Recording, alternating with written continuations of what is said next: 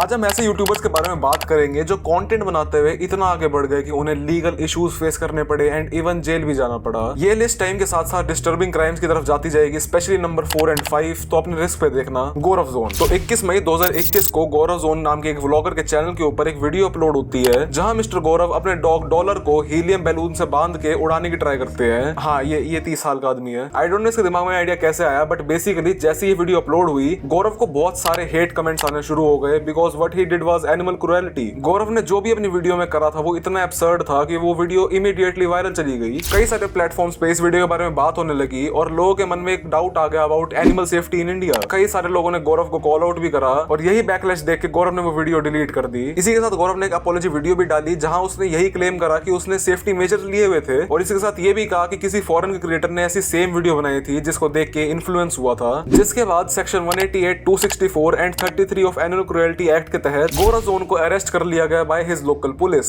और इसी के साथ गौरव की मदर गीता शर्मा जी को भी अरेस्ट करा गया क्योंकि वो इसी वीडियो में दिख रही थी एंड एलिजेडली उन्होंने इस चीज में हेल्प भी करी थी। दोनों को ही कुछ टाइम के बाद बेल मिल गई but the damage was done. Gaurav का नाम इंडिया के इनफेमस यूट्यूबर्स की लिस्ट में आ चुका था और आगे आने वाले सालों में भी गौरव काफी सारी कंट्रोवर्सीज में पड़ा जिससे उसकी रेपुटेशन और कम हो गई। 4 सेकंड। नाउ ये इंसिडेंट इतना बड़ा था कि इसने ग्लोबल लेवल पे इंडिया की इमेज को डैमेज किया था। Nikhil Kumawat also known as 4 second was a Indian CS:GO esports player. जी हाँ, ये इंटरनेशनली रिप्रेजेंट करता था इंडिया की CS:GO टीम को। 2018 में ऑप्टिक गेमिंग नाम की एक अमेरिकन ई-स्पोर्ट्स ऑर्गेनाइजेशन ने इंडिया के लिए ऑप्टिक इंडिया लॉन्च करी फॉर गेम कॉल्ड CS:GO। इस टीम में 5 लोग थे, 4 सेकंड, एंटीटोड, मार्जिल, फॉर्मलेस एंड हैवान। 1400 लोगों में से इन लोगों को चूज करा गया था because of their impressive gaming skills. Although India की gaming community is fucked up but फिर भी लोग एक्साइटेड थे फॉर अपकमिंग इवेंट्स। लेकिन सब कुछ बदल गया ऑन अक्टूबर 19, 2018 जब ऑप्टिक इंडिया की टीम ने एक वियतनामीज टीम रेवोल्यूशन को फेस करा। गेम के बीच में गेम के एडमिनिस्ट्रेटर्स ने कुछ अजीब नोटिस करा 4 सेकंड के गेम प्ले में। गेम को रोका गया और 4 सेकंड के पीसी को चेक करा गया और ये हुआ।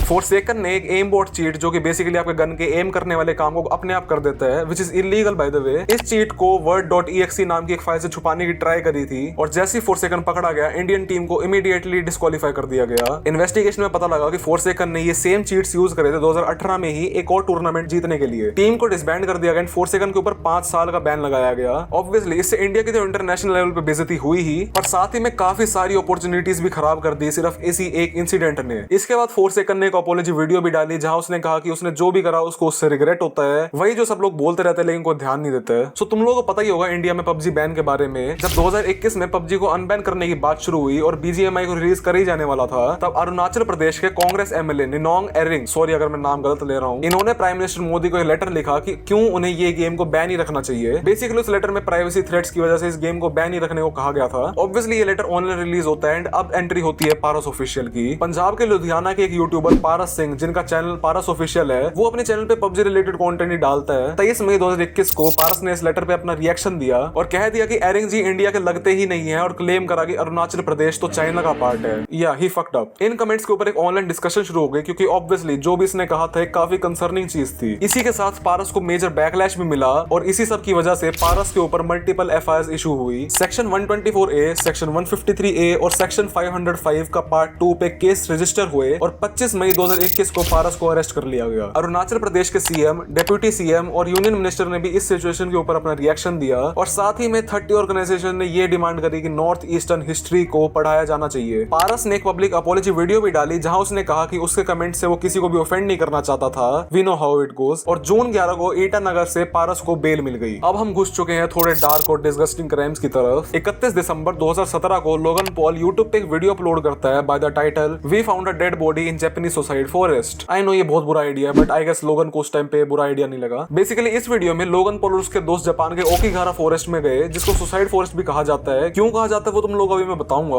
सो ओकिगारा फॉरेस्ट में जापान के काफी लोग अपने आप को अनलाइव करते हैं। मैं वर्ड नहीं ले सकता यहाँ पे। इतना ज्यादा अनलाइव करने लग गए थे लोग अपने आप को कि एक टाइम पे ये नंबर 100 पर ईयर चला गया था जो कि ऑब्वियसली एक मैनिपुलेटेड नंबर है जापान गवर्नमेंट की तरफ से। बेसिकली काफी ज्यादा इनफेमस जगह है। सो लोगन एंड उसके दोस्त फॉरेस्ट में गए एंड उन्हें एक अनलाइव्ड आदमी मिला जिसको देख के लोगन और उसके दोस्त शॉक हो गए, एज इफ वो कोई हाउस पार्टी एक्सपेक्ट कर रहे थे वहां पे। एंड उसके बाद उस बॉडी का फेस ब्लर करके वो सब लोग लाइट जोक्स बनाने लग गए एंड बॉडी को रिकॉर्ड करने लग गए, जो कि अप्रोप्रिएट नहीं है। एंड इसके बाद उन्होंने उस वीडियो को यूट्यूब पे अपलोड कर दिया। ये वीडियो इतनी वायरल हुई कि इसके ऊपर एक दिन में 6 मिलियन व्यूज आए एंड इसके बाद लोगन को बहुत बैकलैश मिला। लोगन को लोगों से तो बैकलैश मिल ही रहा था, साथ में मीडिया से भी बैकलैश मिलने लग गया, क्योंकि ऑब्वियसली वो वीडियो विक्टिम्स के फैमिली के लिए बहुत ज्यादा डिसरिस्पेक्टफुल थी। और इसी के साथ यूट्यूब ने भी लोगन पॉल के साथ सारे प्रोजेक्ट्स को होल्ड पे रख दिया। गूगल प्रेफर्ड एडवर्टाइजिंग प्रोग्राम से भी हटा दिया गया, जो कि काफी बड़े क्रिएटर्स को मिलता है। लोगन के स्पॉन्सर ने भी उसके साथ काम करना बंद कर दिया। बेसिकली लोगन के रेवेन्यू सोर्सेस पे बहुत ज्यादा इंपैक्ट आया इस कंट्रोवर्सी के बाद। इतना ज्यादा इंपैक्ट आया कि लोगन ने सबसे पहले तो ट्विटर पे एक अपॉलॉजी मांगी, देन यूट्यूब पे सो सॉरी टाइटल के साथ एक वीडियो डाली, मेंटल हेल्थ पॉडकास्ट करे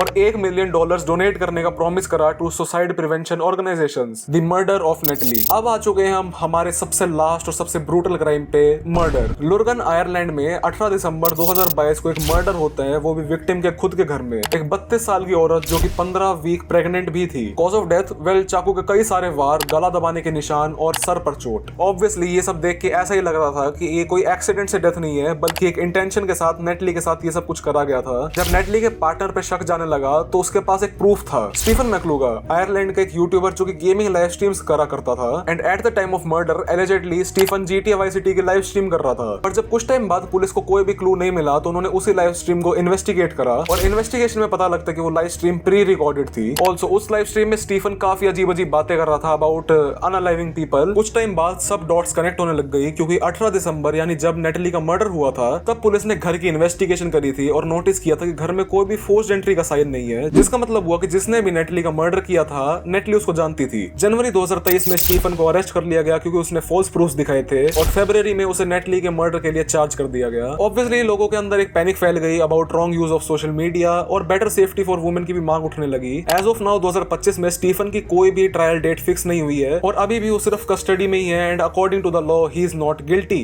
क्रेजी। तो यस गाइस, ये थी आज की वीडियो अच्छी लगी हो तो लाइक कर देना, चैनल पे नए हो तो सब्सक्राइब कर देना। That's my time guys, bye bye.